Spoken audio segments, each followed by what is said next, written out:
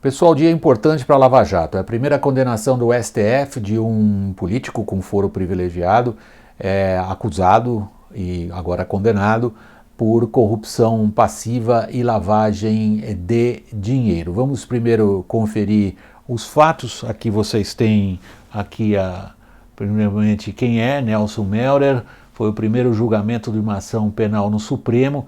Ele foi condenado por 5-0. Qual é a pena que recebeu o Nelson Melder? Ele recebeu uma pena de 13 anos, 9 meses e 10 dias, regime inicial fechado, e além disso, condenado a devolver 5 milhões à Petrobras. Os crimes pelos quais ele foi condenado na segunda turma do STF: corrupção, lavagem de dinheiro, isso daí oriundo do esquema de desvio da Petrobras.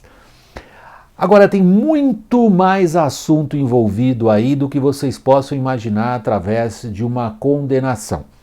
Vocês vão ter que ter um pouquinho de paciência, porque vem um pouquinho de texto. Agora, isso às vezes demanda ou deixa as pessoas um pouco cansadas, mas é importante que vocês vão entender um conteúdo que não está tão claro simplesmente na notícia: político corrupto foi condenado.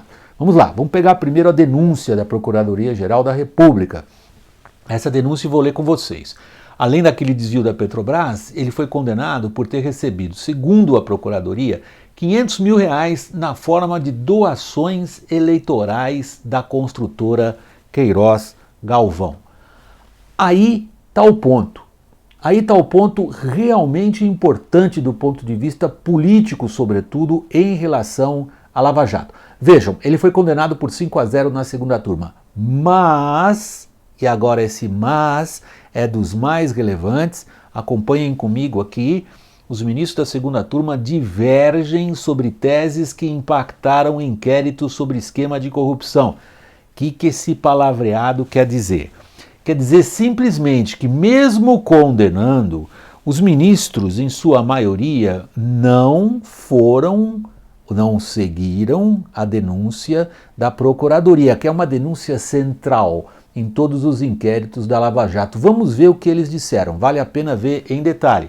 O ministro Dias Toffoli, ele não viu óbice, ele não viu problema que uma doação eleitoral possa efetivamente constituir uma forma de recebimento de vantagem indevida ou crime autônomo de lavagem de capitais.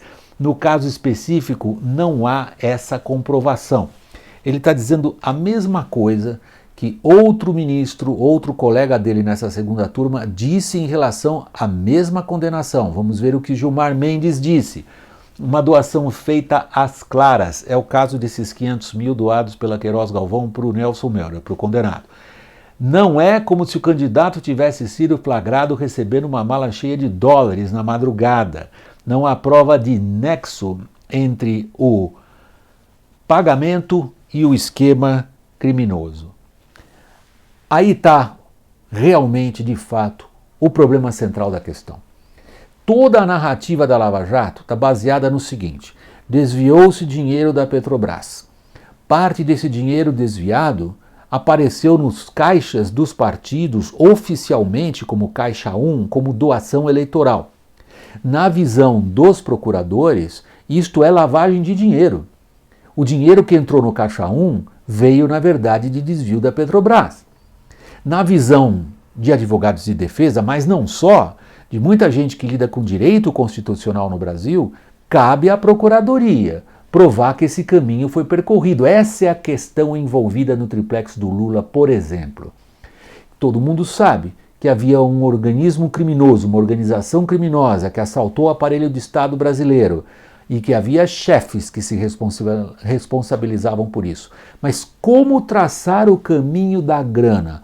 Qual contrato da Petrobras foi transformado em doação eleitoral aparentemente legal? Essa questão já trouxe para as eleições de outubro uma definição importantíssima.